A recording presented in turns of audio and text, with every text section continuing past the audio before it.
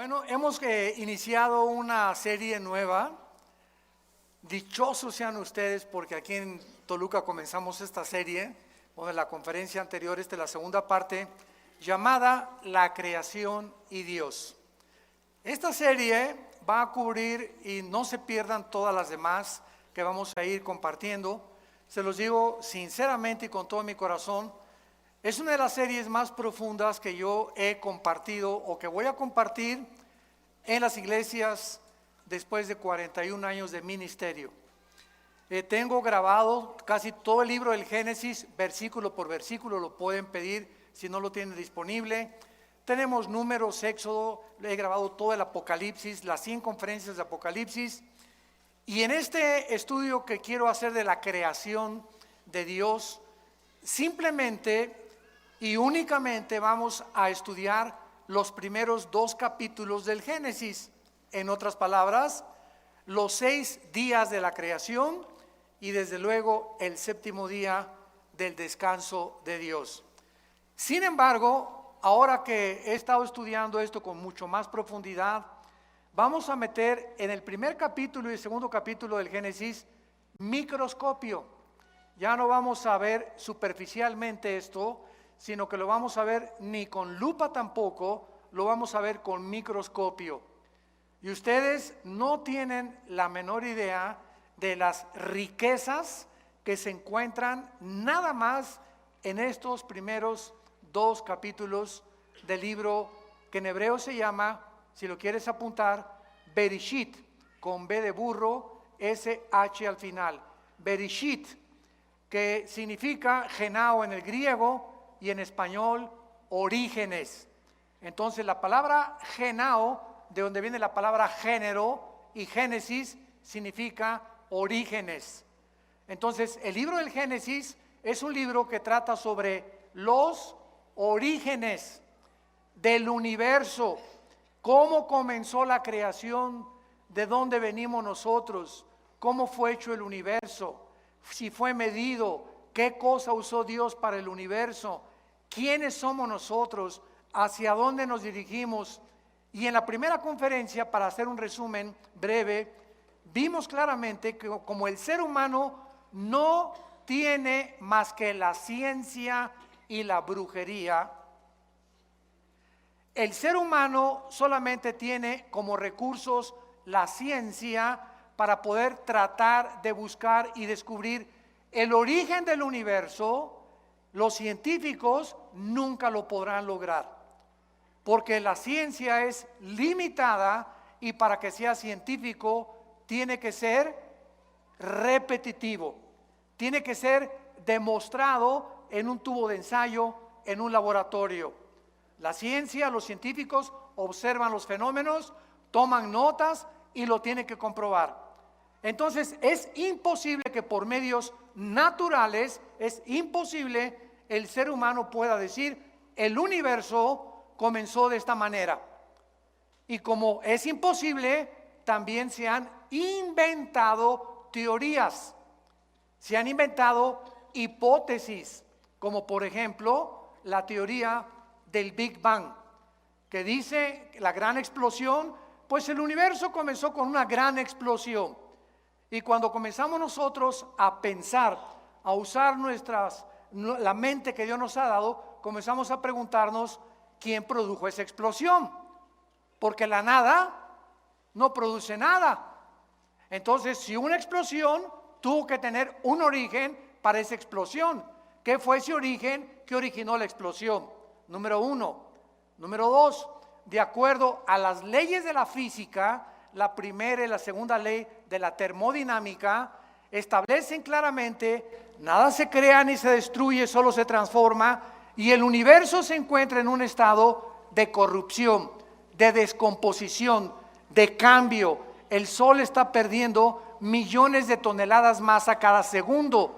Tú estás envejeciendo celularmente, nuestro carro envejece, los edificios envejecen, el universo está envejeciendo. Hay millones de estrellas que ya han desaparecido, pero que nos sigue llegando la luz de esas estrellas, aunque ya desaparecieron. Esto lo establece la segunda ley de la termodinámica. Entonces, de acuerdo a las mismas leyes físicas, es imposible que el universo haya comenzado de la nada, porque la nada no produce nada. Entonces encontramos que las mismas leyes físicas contradicen lo que se ha especulado que es y se considera una teoría. Otra de las contradicciones tan grandes que existen, ¿verdad?, es que pues nosotros, como no sabemos quién fue primero, hombre o mujer, cómo comenzó la raza humana, pues se inventó también el pobre Carlos Darwin. Yo de veras tengo compasión por Carlos Darwin. Me acuerdo cuando leí su famoso libro, El origen de las especies.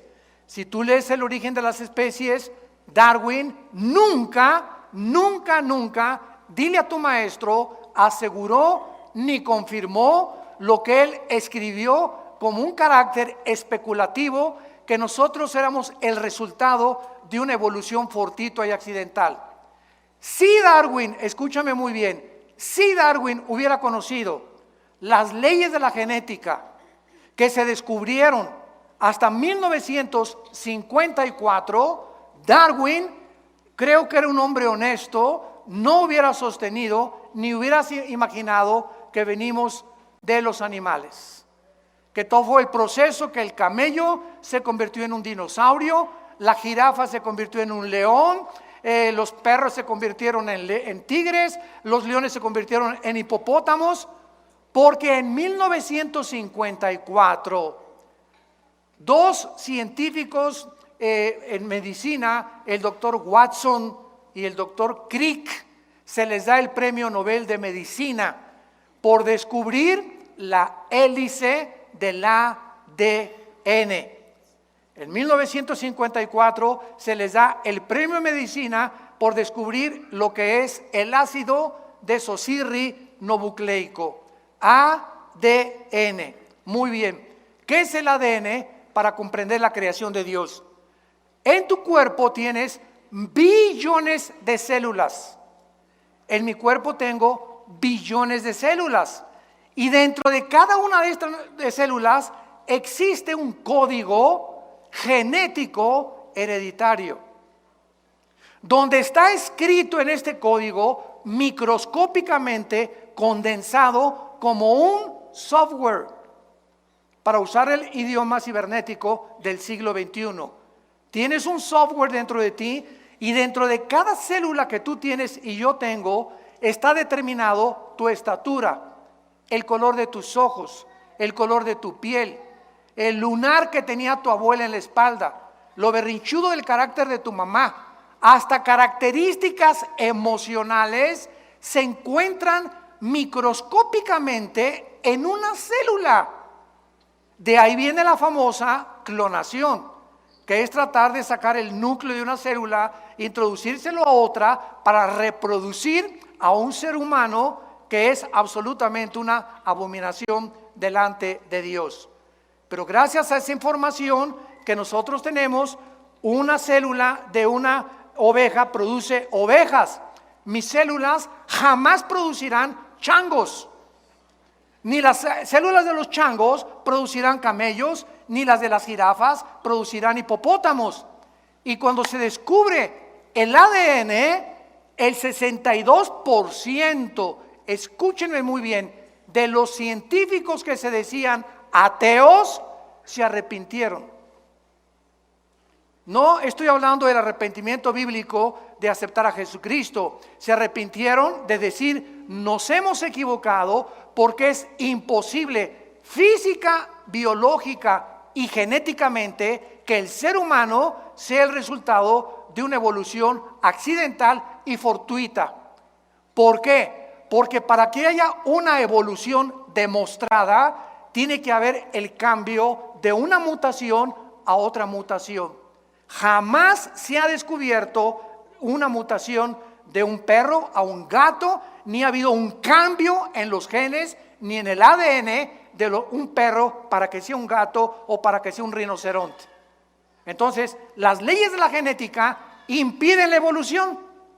Las leyes de la termodinámica impiden la evolución. ¿Por qué? Porque la evolución dice que vamos de menos a más. Y la Biblia dice que vamos de más a menos. O sea, cada vez más nos degeneramos. Cada vez más el universo se descompone. No comenzó el universo de más a menos, sino comenzó de más a más, de menos a más, como dicen los evolucionistas. Entonces, y las leyes de la biología, los aminoácidos, si tú eres bióloga o biólogo, son los ladrillos de la vida. Y los aminoácidos impedirán, han impedido y siguen impidiendo la evolución. Entonces nos encontramos con científicos que se enfrentan a la misma ciencia, a la biología, a la física y a la genética, que los arrinconan, pero que mantienen su posición intelectual por la soberbia, por no querer reconocer las mismas evidencias que la misma ciencia nos está ofreciendo, y Dios ha permitido que se descubran todas estas cosas científicas y tecnológicas para que el ser humano en el siglo que vivamos no tenga excusa de su ateísmo, de su escepticismo o de su ateísmo, ¿verdad? Porque ya un ateo no puede decir, como dijo Carlos Sagan, el astrónomo ateo del siglo XX cuando murió, es que si Dios nos diera más evidencias de que Él existe, yo creería en Dios. Por el amor de Dios, Carlos Sagan, no sabemos dónde se encuentra, ya se murió, pero por favor, la genética te demostró casi 50 años antes de que tú murieras que es imposible que el ser humano sea creado o el proceso de una evolución. Entonces, la ciencia pues no ha podido regresar y explicarnos eso. Y tenemos otro recurso secular, que es la brujería, el ocultismo, los magos, los astrólogos. Es que si yo soy Géminis, pues tú eres Virgo, no nos llevamos, y de alguna manera mis horóscopos me dicen que hoy no compro y no compro. Hemos llegado, teniendo una mente y una razón que Dios nos usó, que Dios nos dio para usarla, hemos llegado a comportarnos como seres irracionales. ¿Cómo es posible que siendo racionales lleguemos a creer que la luna y el sol y Júpiter y la posición de los astros determinen mi conducta?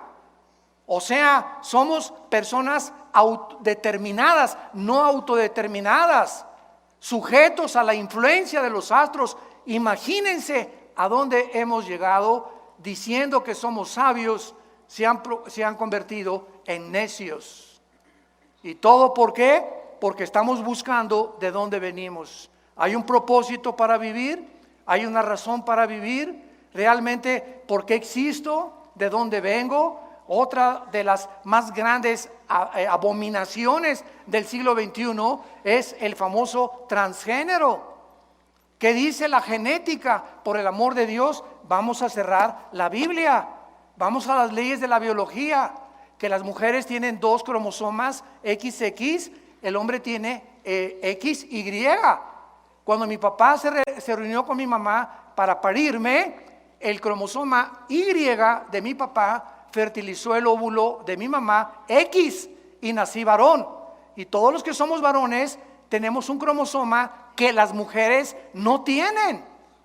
Y cuando tú eres mujer es porque tu papá, cuando tuvo relaciones con tu mamá, el cromosoma X de tu papá fertilizó el X de tu mamá y naciste mujer, naciste princesa y reina. ¿Cómo que no? ¿De dónde venimos?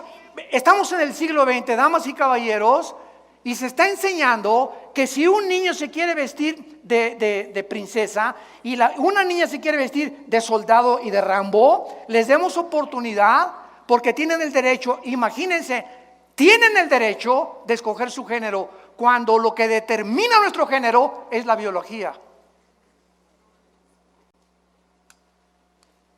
Tú eres hombre por las cromosomas que tienes y tú eres mujer por las cromosomas que tienes. Así nos diseñó Dios. Entonces, si tú quieres cambiar tu papel o los elementos cromosómicos de tu naturaleza, ¿qué estás haciendo? Atentando contra la naturaleza. Dejemos a un lado la Biblia. Estás rechazando las leyes naturales por las cuales tú fuiste creado y naciste. Y tratando de cambiar tu identidad. Por eso el 63% de las personas que han querido operarse y volverse mujeres u hombres se han suicidado. ¿Me escucharon? El 62%, damas y caballeros, de los que han querido cambiarse el transgénero se suicidan. No soportan después tener otra identidad, se engañaron completamente. Y hay una lucha emocional y mental impresionante, porque dentro de tu alma tú sabes que eres hombre, tú sabes que eres mujer y quieres cambiar eso, chocas contra la naturaleza y viene un problema mental. De ahí viene lo que clasificaron los psicólogos como múltiples desórdenes de la personalidad, esquizofrenia, sociopatías, psicosis, paranoias, que son únicamente problemas mentales que los seres humanos se han provocado por luchar contra la naturaleza y contra las leyes de Dios. Jesús vino a darnos vida y vida en abundancia. Jesús vino a alumbrarnos y a mostrarnos que no venimos de la nada, que fuimos creados a su imagen y semejanza, que somos agentes morales responsables de nuestras acciones y que si nosotros le escuchamos y le obedecemos, vamos a conocer el significado verdadero de vivir. Abran sus Biblias los que la traigan.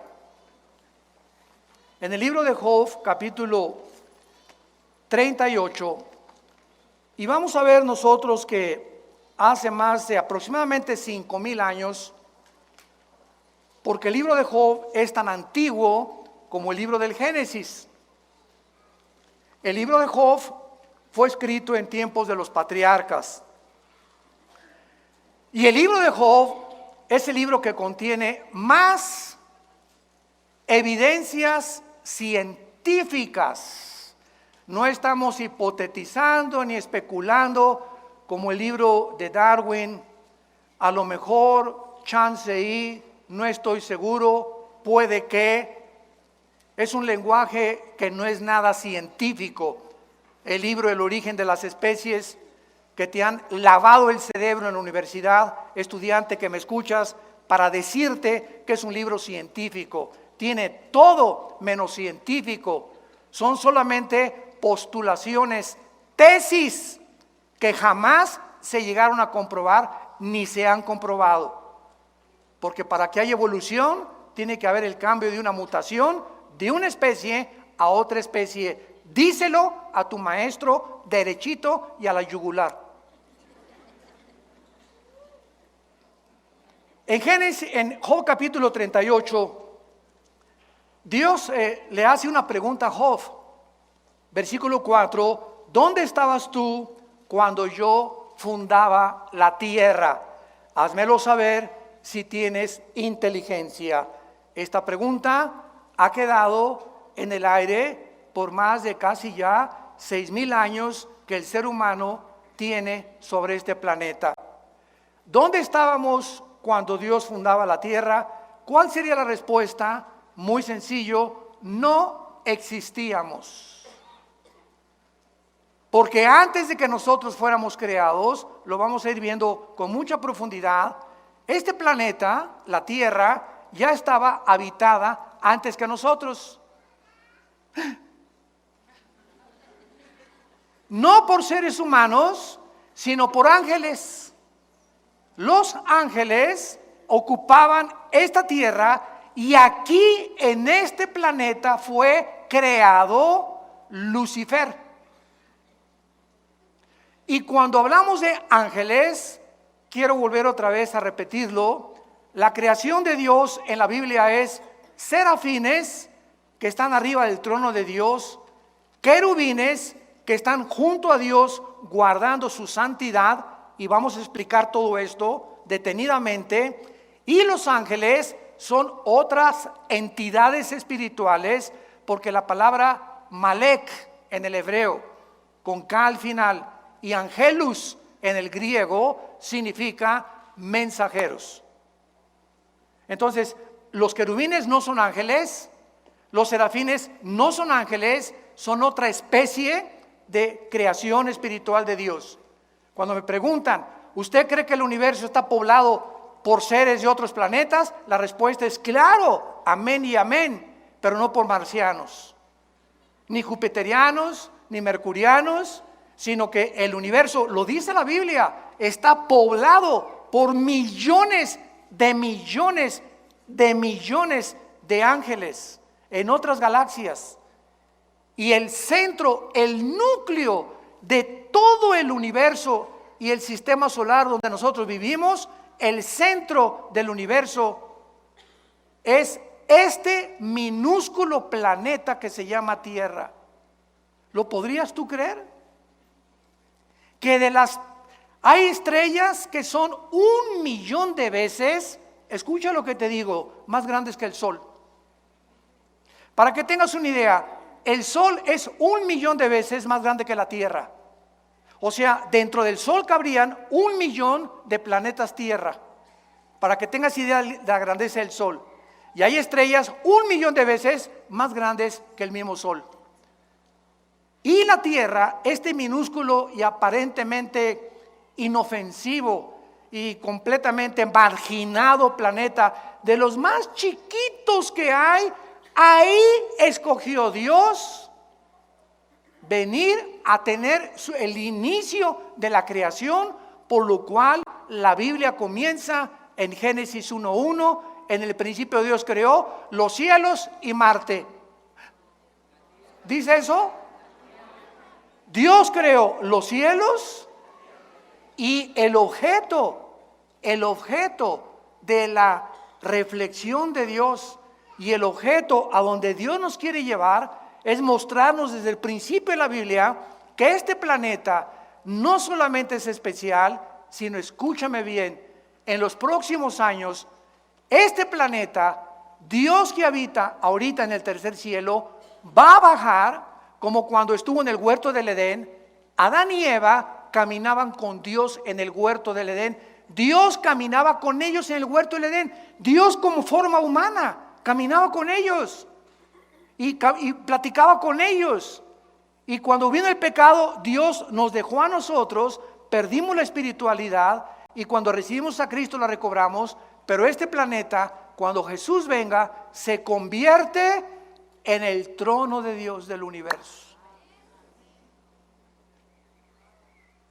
La ciudad de Jerusalén será la ciudad que Dios escogió en su soberanía, por lo cual Lucifer, Satanás, el adversario de Dios y de nuestras almas, está ocupadísimo en tratar de destruir a la nación de Israel.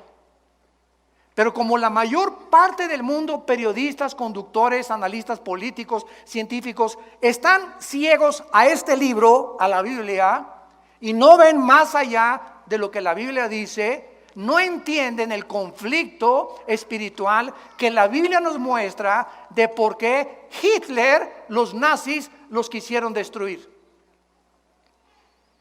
Cuando los nazis teniendo guerra contra Rusia, contra José Stalin, Winston Churchill en Inglaterra y los americanos, Hitler se olvidó de Rusia, de Inglaterra y de Estados Unidos y se volvió contra un grupo étnico de judíos que no tenían armas, ni nación, ni ropa, ni dinero, con odio jarocho. Y los escritores, se leen como 8 biografías de los nazis y de escritores que no se explican por qué Hitler odiaba y se olvidó de la misma guerra que tenía con sus verdaderos enemigos para concentrarse en acabar con este grupo étnico a través de campos de concentración y matarlos de hambre, ahogarlos en el gas. ¿Por qué? No le hacían nada. Todo el mundo se pregunta, pero ¿cuál era el enemigo que él podía percibir o vislumbrar con los judíos? Solo la Biblia lo explica.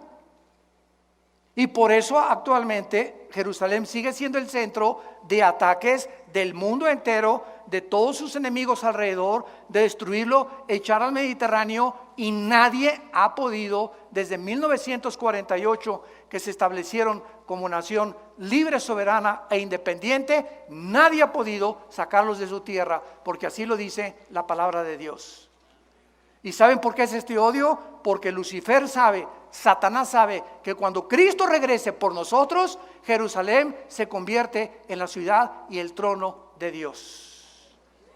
Es el miedo que él tiene de que se le acabó su reinado en este planeta Tierra. Por eso el odio que él tiene contra la raza judía. Pero ese es otro tema que podemos abordar en otras conferencias. Muy bien. Y aparte aquí en Job capítulo 38, el capítulo que abrimos, después de que Dios le pregunta a Job que dónde estaba, y Dios cuando hace una pregunta, su sabiduría se encuentra detrás de los cuestionamientos que nos hace para ubicarnos en la perspectiva en la que debemos estar ubicados. Ninguno de nosotros existía cuando Dios fundó el universo.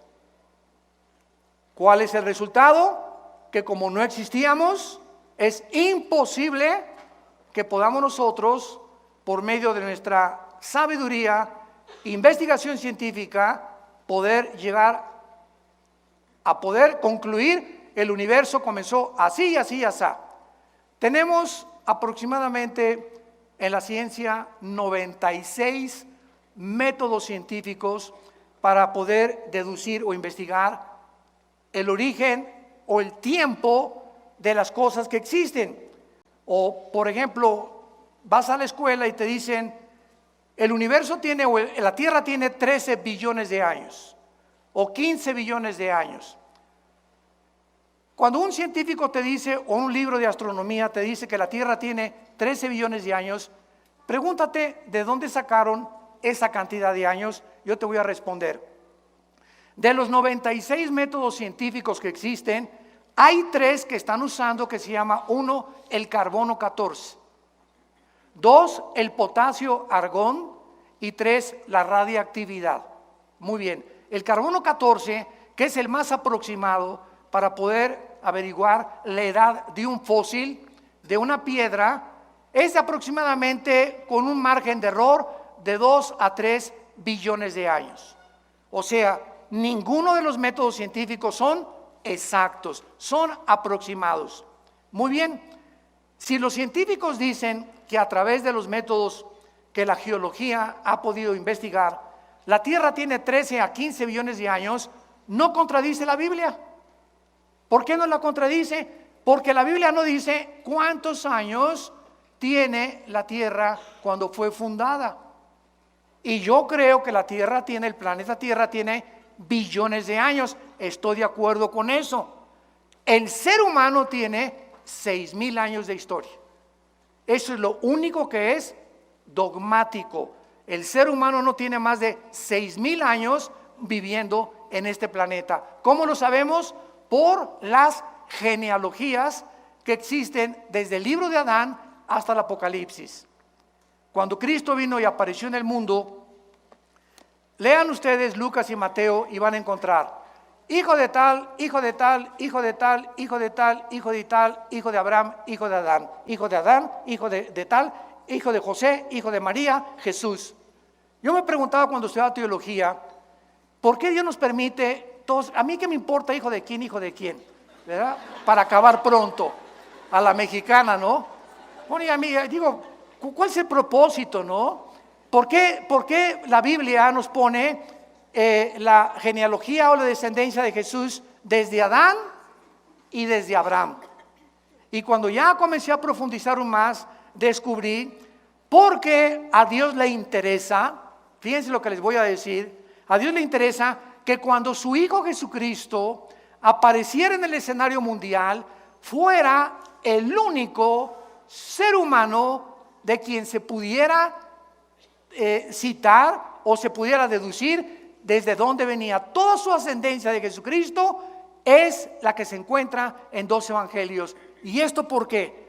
porque a través de la prueba de las genealogías de Cristo, Cristo demuestra a los fariseos, a los religiosos, a los expertos en la ley, que Él era el Mesías que Dios había prometido. Sus credenciales venían por venir de María. María descendía del rey David. David descendía de la tribu de Judá. De la tribu de Judá descendía Isaac. Isaac descendía de Abraham. Abraham descendía desde Adán. Y esto lo prueba la Biblia para demostrar que Jesús no es Buda, no es Mahoma, no es Mahatma Gandhi, no es Walter Mercado, no es Confucio. Él es mi Hijo bien amado, en quien tengo toda mi complacencia. Cuando fue bautizado, fue la voz que se oyó: es Jesús. Él es.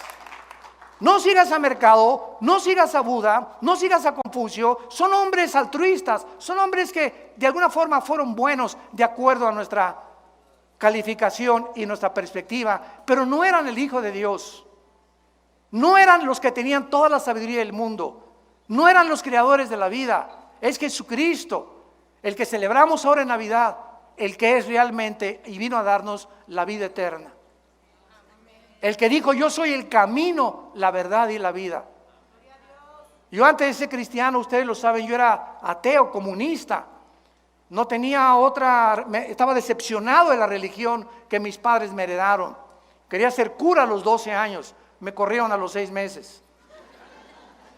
Cuando descubrí que me gustaban las mujeres, porque me habían dicho que tenía que hacer el voto del celibato. A los 13 años estuvimos, mis hermanos y yo, en colegios lasallistas, y pues nos mandaron al seminario. Vivíamos en Acapulco, y me dijeron una noche, nos juntaron a todos los que estábamos ahí en el noviciado, que ustedes tienen que enterarse que cuando sean ordenados van a tener que hacer el voto del celibato. Y le pregunté: perdón, ¿qué es eso? Que ustedes no se pueden volver a casar, o no se pueden casar nunca. Y esa noche me acuerdo que vi una güerita pasando ahí por el seminario. Se parecía a mi esposita linda, hermosa, prichocha. Y le hablé a mi papá el otro día y soñé con ella. ¿Cómo es Dios, no? Y le dije: papá, discúlpame, ven por mí porque yo no puedo ser cura. Me dijo: ¿por qué? Le dije: porque me gustan las mujeres. Y pegó un brinco mi papá de felicidad que no se imaginan. Él tampoco quería que yo abrazara el sacerdocio. Y pues me decepcioné, dije: no, aquí todo el mundo, ¿verdad? Aquí no hay verdad ni en ningún lado. Y pues nos fuimos al extremo, al comunismo, al ateísmo, al escepticismo, a luchar contra todo lo que es autoridad. El Che Guevara tenía una foto grandísima, como de 2 metros arriba de mi cama. Me ponía la boina del Che Guevara. Era la época de los 70s, los 80s, etcétera, etcétera, hasta que me encuentro con Jesús. Aquel que estaba colgado en nuestra casa en una cruz, en un crucifijo, aquel que jamás abrimos, ni mis padres la abrieron por su ignorancia, tal vez sincera, la Biblia. Cuando llegaba un cura a la casa, tenía un candado, nuestra Biblia, arriba del piano, y el cura tenía la llave, y él solamente al llegar cada sábado que mi papá lo invitaba a comer, la abría y nos permitía, con su permiso, leerla. Estaba vetada completamente.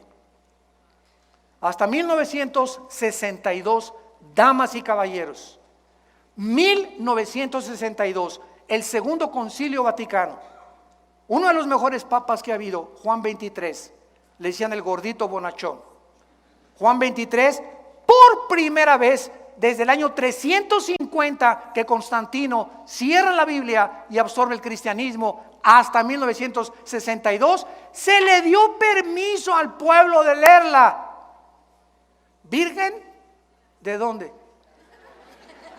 No encuentro el nombre. Y Juan 23 abre la Biblia y Chihuahua, cuánto apache. Y manda Juan 23 quitar las estatuas de las iglesias, manda quitar el latín, porque era en latín en que se daba la iglesia. Tú entrabas, no sabías ni de qué se trataba la onda. Entrábamos, párense, siéntense, incienso, ahí está Dios, salió de Dios, viva Zapata. Porque nos enseñaron que Dios estaba confinado a ese edificio. Y entonces, ¿verdad? Pues es una ignorancia tremenda por desconocer la Biblia.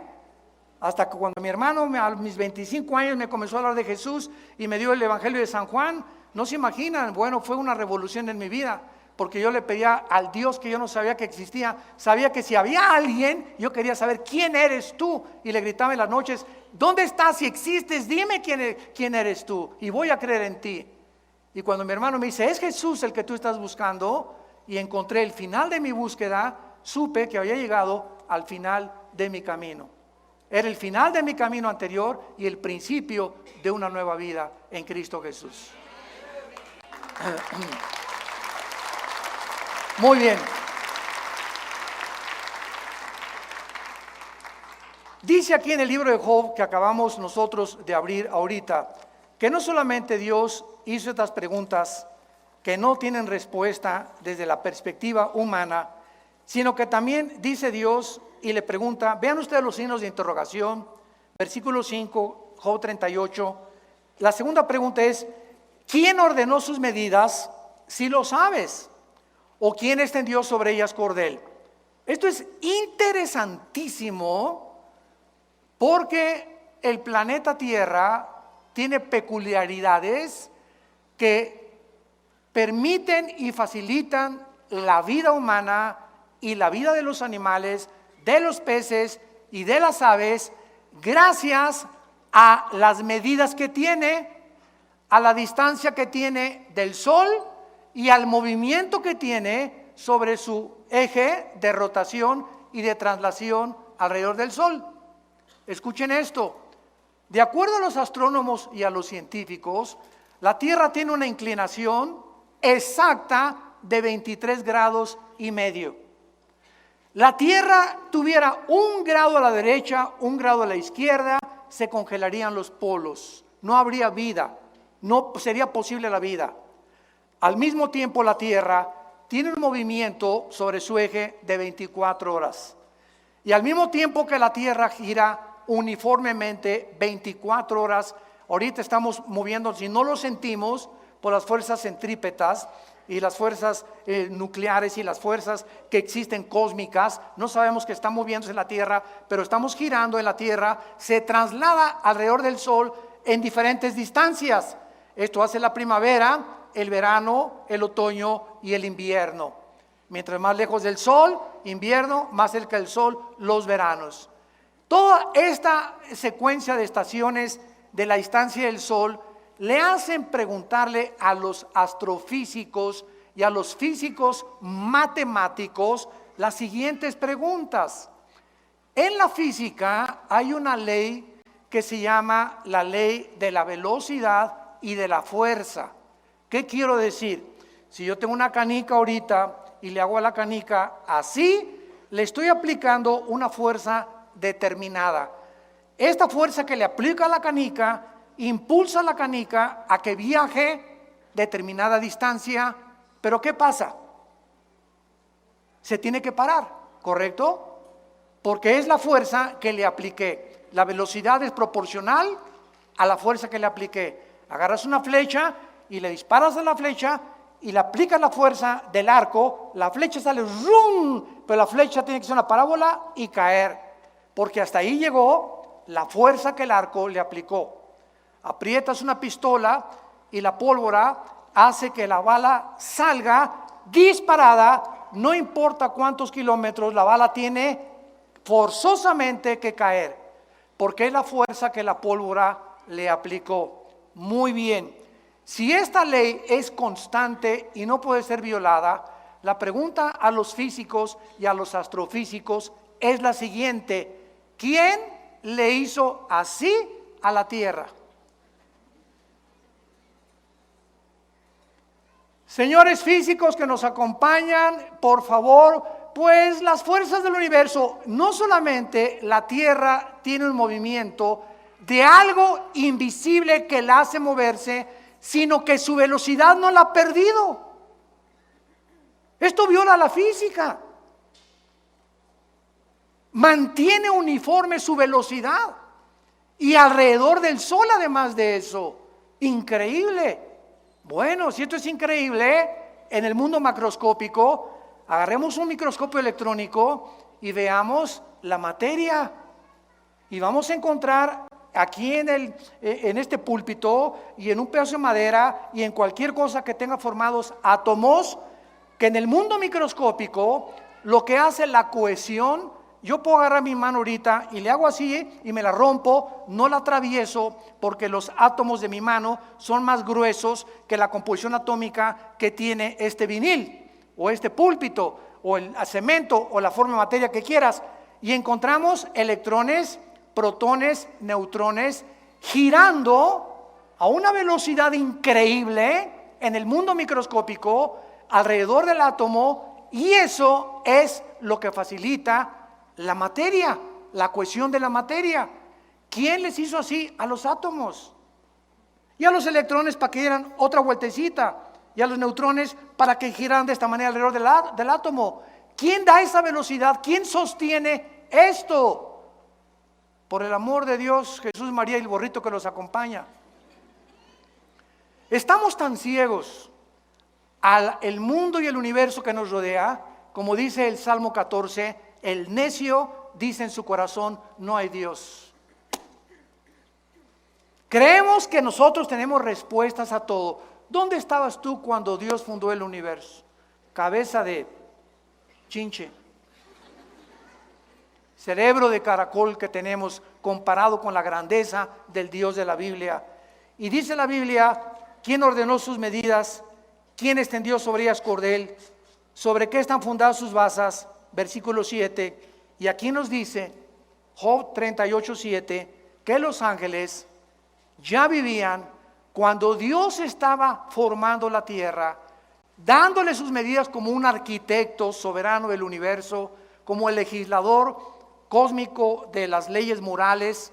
Los ángeles ya estaban con él, viendo antes de que tú y que yo naciera, los ángeles ya existían. Cuando alababan las estrellas del alba y se regocijaban los hijos de Dios. La frase, Ben Elohim, Ben con B grande, Elohim, que se tradujo hijos de Dios, aparece solo 6 veces en el Antiguo Testamento, y las 6 veces se refiere a los ángeles. Los hijos de Dios antes del Nuevo Testamento no existían. Ahorita los hijos de Dios somos nosotros y tenemos una familia en el cielo que son los ángeles.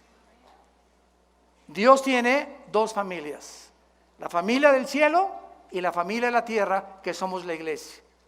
Y algún día nosotros, increíble, 1 Corintios capítulo 6 del 3 al 4, nosotros vamos a juzgar a los ángeles que se rebelaron contra él y Lucifer en el día del juicio. Nosotros vamos a ser el gran jurado, pero también es otro tema que no vamos a tener tiempo de abordar. Muy bien, ahora bien, veamos esto. Dios, cuando creó el universo, lo creó con leyes físicas cósmicas. Gracias a que existen las leyes de la gravitación, las leyes termonucleares y las leyes de la termodinámica, gracias a que son leyes constantes, la ciencia puede existir. Si el Sol no tuviera el movimiento perfecto que tiene, ni la Tierra tampoco, ni la expansión del universo, ni lo que nos rodea, la ciencia no podría deducir nada. Pero como son leyes constantes, la ciencia existe y te pueden decir, va a haber un eclipse el año que entra, o va a haber un meteoro que se acerca a una velocidad dentro de 3 meses, o va a haber un eclipse de luna dentro de 4 meses, gracias a la uniformidad, a la afinación, a la inteligencia y a la sabiduría con que el universo fue creado. Muy bien, estas leyes cósmicas que existen en el universo solo existen en el universo. Sígueme con cuidado. Antes del universo, ¿dónde estaba Dios? Yo veo así mucho humo que sale por allá. Les dije que íbamos a darnos un banquete con esto. Eso es maravilloso. Ahí me emociona compartir todo esto. Todos estos tesoros tan preciosos de la Biblia. ¿Dónde estaba Dios antes del universo? La Biblia lo dice en Isaías 57:15. Él vivía en la eternidad. Vamos a ver, ¿qué es la eternidad? Vamos a pintar aquí algo invisible arriba de mis manos. Esto es la eternidad. Una dimensión desconocida. Muy bien. La eternidad no tiene tiempo. En la eternidad no existe el tiempo. No existe el pasado y el futuro, nada más el presente. Por eso Dios se revela en Éxodo 3, yo soy el que soy. El del presente nada más. En la eternidad no existe el tiempo como nosotros. Cuando Dios dice, en el principio Dios creó los cielos y la tierra, sígame con mucho cuidado, Dios en la eternidad mete un principio y un final que ya no pertenece a la eternidad, sino al primero, segundo y tercer cielo. Los tres cielos que menciona 2 Corintios 12, 2 y 3, no existían cuando Dios vivía en la eternidad, ni cuando Dios no había creado el universo. Era el Padre, el Hijo y el Espíritu Santo, nada más. Entonces Dios inicia el universo con un tiempo. En el principio, cuando dice, en el principio Dios creó los cielos y la tierra, en ese principio vino a la existencia la materia, el tiempo y el espacio. Pertenecen al principio del tiempo y vamos a tener un final. Ahora bien, nosotros los seres humanos estamos encerrados en un universo de 4 dimensiones: alto, bajo, ancho. Y Alberto Einstein, 1943, concluye y postula su famosa fórmula E igual a mc al cuadrado, que significa la energía es igual a la masa por la velocidad de la luz al cuadrado, y se establece el tiempo física, astronómica y científicamente como la 4ª dimensión. Y ahora el mundo científico acepta que el tiempo forma parte de las 4 dimensiones donde tú y yo vivimos. Pero como Dios es eterno, Él está fuera del tiempo, ¿correcto? Él está fuera de nuestras dimensiones, porque estas 4 dimensiones no existen en la eternidad. Y esta es la razón por la cual este libro que tengo en mis manos, señores ateos, escépticos y agnósticos que nos visitan, este libro que tengo en mis manos es un libro hiperdimensional. ¿Qué quiere usted decir? Lean Apocalipsis. ¿Cuándo fue escrito Apocalipsis? ¿Hace 2000 años? ¿No? ¿Verdad? ¿O no? No se queden callados, échenme porras, hombre. No me dejen solo. Claro que sí, fue escrito hace 2000 años por el apóstol Juan.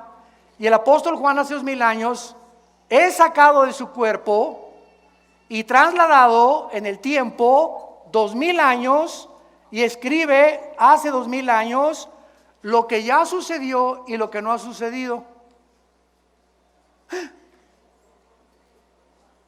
Juan escribe, y vi al anticristo, y vi al falso profeta, y cayeron las trompetas, y él escribe en el Apocalipsis todo como si ya hubiera sucedido, porque él lo vio.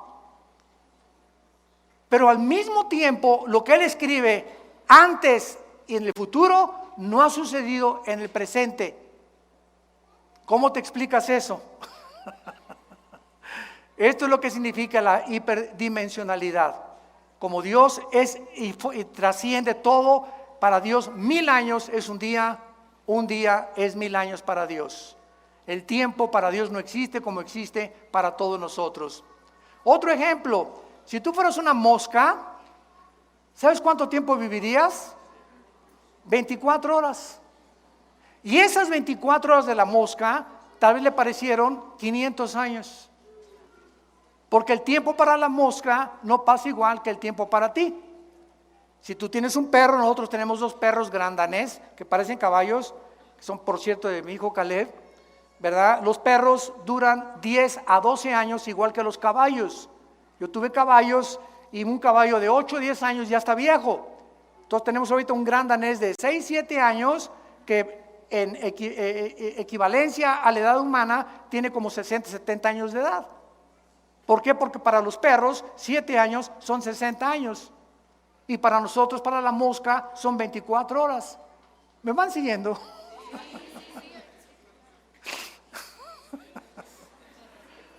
O aterrizamos. Ya no sé, Señor, ayúdanos. Yo le pido a Dios que me ayude a poder explicar todo esto. Y a veces no hay las suficientes palabras para poder explicarlo. Pero en 2, 3 años lo vas a entender. Muy bien. Entonces, el tiempo no existe en la eternidad porque es otra dimensión. Y Dios, para Él 1000 años es un día es como 1000 años. Para la mosca son 24 horas, que a lo mejor son 500 años. Para los animales, perros y caballos que tienen el mismo tiempo también es lo mismo. El que más dura es la ballena, por ejemplo. La ballena puede durar 80, 100 años, una ballena. Entonces así todos los animales tienen su dimensión. Los peces en el agua tienen también su dimensión y ellos viven en una dimensión donde ellos no creen que existe nuestra dimensión y nosotros los estamos viendo todos los días. Y los peces completamente, ¿verdad?, inadvertidos, inconscientes de que hay otro mundo. Si se preguntara un pececito al otro, hola, ¿cómo estás? Y no hay, no, pues nada más aquí estamos nosotros. Y ahí viene la ballena, ahí viene el tiburón. Pero nunca se iban a imaginar que hay otra dimensión fuera del agua que somos nosotros y que los observamos.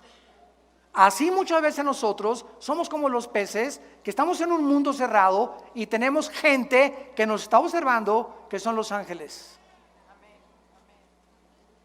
Dice 1 Pedro capítulo 1 que los ángeles se asoman desde la dimensión donde están viéndonos y aprendiendo la multiforme, dice Efesios 3, la multiforme gracia y sabiduría de Dios. Los mismos ángeles están aprendiendo de todos nosotros. Y yo quiero solamente terminar con esto y recordarte que cuando Dios nos da vida, al aceptar a su Hijo Jesucristo, ¿qué clase de vida nos da? Vida eterna o vida temporal. No, ¿verdad? Ok, ahora entiendes que cuando Jesús dice, en mí está la vida y esta es la vida eterna, que te conozcan a ti, Juan 17:3, me está diciendo que cuando yo recibo a Jesucristo, recibo una vida que yo no tenía antes de nacer. Tenía la vida física, biológica, y mueres, te vas a la tumba o al cielo, al infierno. Pero ya vivos, nosotros, los hijos y las hijas de Dios, ya estamos en la eternidad. Ya estamos en la eternidad. Efesios 2, ya estamos sentados con Cristo. Espérame tantito, ¿cómo que sentados con Cristo? Si aquí estoy, aquí en Metepec. ¿Cómo está eso? Romanos capítulo 6, porque no sabes que los que hemos sido bautizados en Cristo hemos sido bautizados en su muerte, en su entierro y en su resurrección. La Biblia nos dice que cuando Cristo murió, estábamos con Él. Estábamos con Él, pues yo nací hace poco, ¿cómo que estábamos con Él? En la eternidad y en la perspectiva divina, cuando tú recibes a Cristo, y yo estaba con Cristo, cuando Cristo muere en la cruz, morimos con Él, somos enterrados con Él, y cuando Cristo resucitó, nosotros resucitamos y ya estamos sentados con Él. ¿Capiche? En otras palabras, tenemos los cristianos la posición que tenemos en el cielo y la posición experimental. Experimentalmente estamos en un mundo, estamos sufriendo, avanzando hacia el futuro. Un futuro que ya está escrito. Un futuro donde Jesús dice: yo soy el alfa y el omega. Un futuro donde ya se nos garantiza que vamos a llegar y que vamos a reinar con Él. Y mientras yo tenga esta capacidad de poder entender esto, voy a motivarme a ser fiel hasta la muerte.